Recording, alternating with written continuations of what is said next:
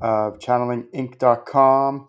Welcome, and today I'd like to go through a really cool video on all the topics between everything you can possibly channel. So the reason that this is important is because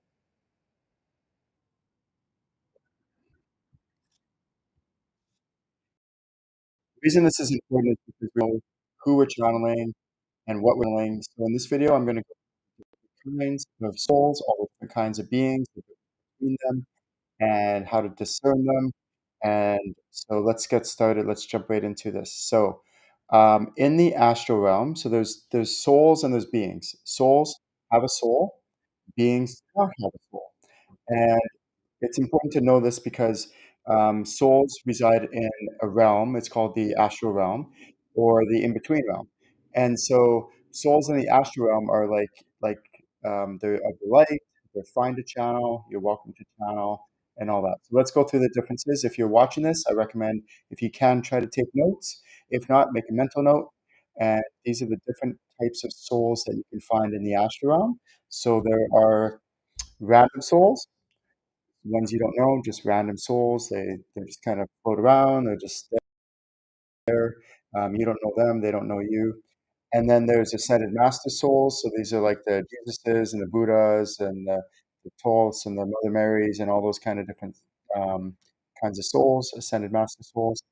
And then there is the um, loved ones. So loved ones are people that you've known that were incarnated, that have crossed over, but they're not a member of your soul family, but you knew them when they were alive. It could be anybody. It could be a family member. It could be a friend. It could be a classmate, a coworker, just somebody that you knew from the grocery store, and then they passed away or something like that. Like that could be anyone. It could be a loved one. And then there's soul family members, and then that's so when you die and you cross over, you go back to the ashram to be with your soul family. That's your soul family members, and there's thousands, if not more of them. Okay, so we have a large amount of soul family members, and then we have our spirit guides. Okay, so and most people have somewhere between 3 to 5 spirit guides during any one season of their life. So just real quick recap: there is random souls, ascended master souls, loved ones, and soul family members and spirit guides. Okay, so those are the 5 different kinds of souls that we can find in the ashram. And then there are souls that are not of the light, and these ones we find in the in-between realm. Some people call it purgatory, or stuff like that. But basically, it's the in-between realm. I don't call it the purgatory just because of the negative connotation. So I call it the in-between realm. And these are souls who have not fully crossed over.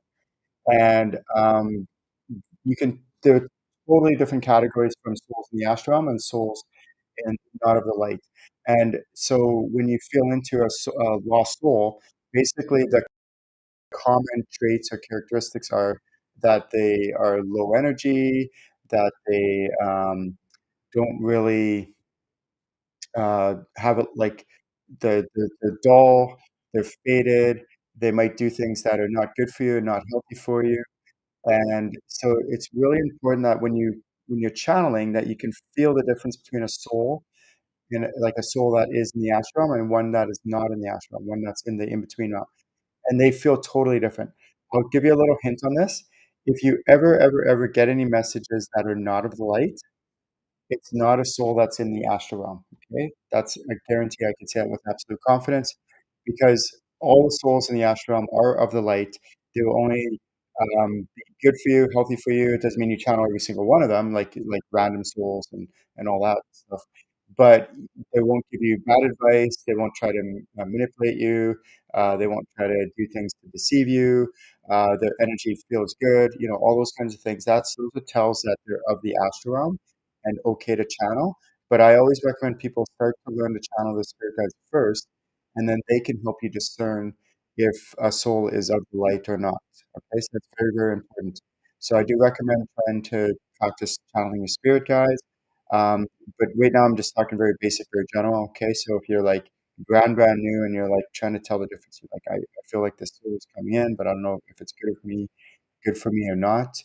Then what you can do is if it's not good for you, you feel like it's kind of like this icky feeling, then use the expulsion command, which is a command that I developed to expel and cast out that soul that is not of the light and get rid of them. Okay, so those are souls. Now we're going to move to beings. So beings are, they don't have souls.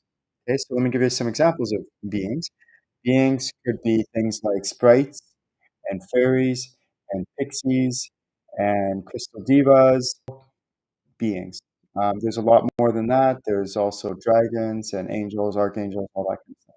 So there's basically um, what's called elementals. Elementals are of the earth. If you think of the elemental periodic table that we learned in chemistry class, and you have all the different elements, that's where the name is derived from. It's basically of the earth. So like crystal divas, obviously, you're gonna have crystal divas that are of the light, and um, they're fun to channel. You have pixies. Fairies are fun. After I teach my students how to channel like fairies, a lot of them will do like make little fairy gardens and fairy farms and stuff like that where the fairies can hang out. It's really cute, really fun. And then there's also dragons. Dragons are also elementals. If you think of like The Hobbit and other movies where you have the dragons, so they're in the mountains and the jewels and the ore and the nickel and the the gold and the silver and all that other stuff, the platinum element. Like if you think of the elemental periodic table. So that's again how you know if it's an elemental is of the earth. So fairies is a good example. They like things like nature, trees, water.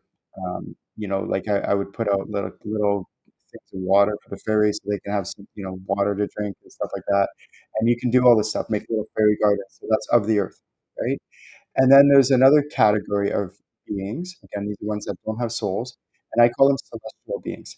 So celestial beings are like angels, archangels, unicorns. There's also another one that I discovered probably about a decade ago now, and I call them divine beings. Is what I call them. They're very rare. So if you think you channeled one, you probably haven't. I've only channeled them a few times in my life. They're very, very rare. So those are celestial beings. The reason why I call them celestial or universal beings is because they're of the universe. They have, um, they do big picture kind of things. They work universal levels. So they're really cool. They're awesome to channel. However, there are also beings that are not of the light.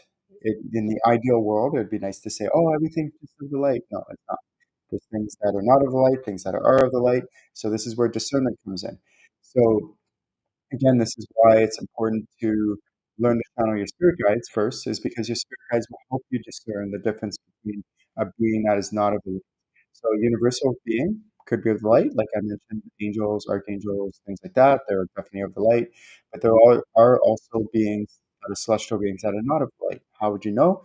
You can tell, you can feel the difference. You can also ask your spirit guides.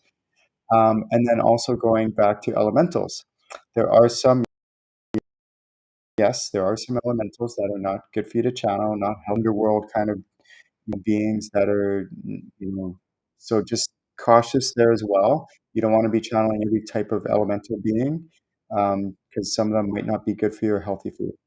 Okay, so my name is Ken Lewicki. I know I'm talking about this, but the takeaway for this is there's a there's a bunch of different kinds of souls, and then there's lost souls, not of the light. So souls that are of the light in the afternoon, lost souls that are not of the light.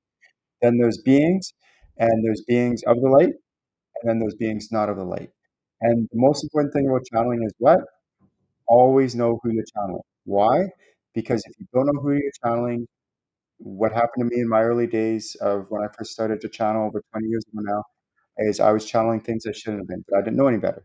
No one taught me this. That's why I'm doing this video for you, because I want you to try to get curious and ask and figure out, is this what I'm channeling good for me? Is it healthy for me? Is it of the light?